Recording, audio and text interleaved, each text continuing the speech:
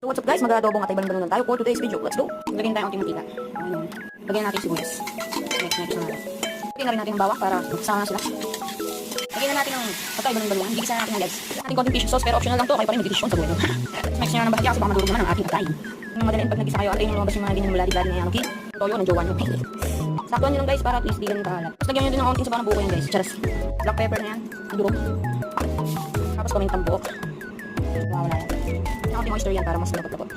Optional lang to guys, sabi ko nga sa inyo, kayo pa rin magdidesisyon ng mga buhay-buhay nyo. Lagyan din natin konting suka yan. Huwag nyo haluin para hindi ganun kaasin. Ano natin guys, antayin lang natin kumulo yan. Kaya napakita, tinanggal ko nga pala muna yung atay, sinefrate ko muna kasi madudurog yan. Pag tinatagal natin dito at ito muna, pinakuluan ko ng gusto ng ating balon-balunan. Ba, masarap nga naman So guys, tatanggalin ko ulit ng sabaw. Optional lang to, kayo pa rin talaga magdidesisyon kung ano yung luto ninyo. Kasi ipiprito ko yung atay balon-balunan.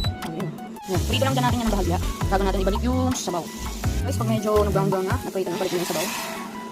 Tapos tikman nyo na kung masarap yung luto nyo. Pag hindi, pwede na next time. So yun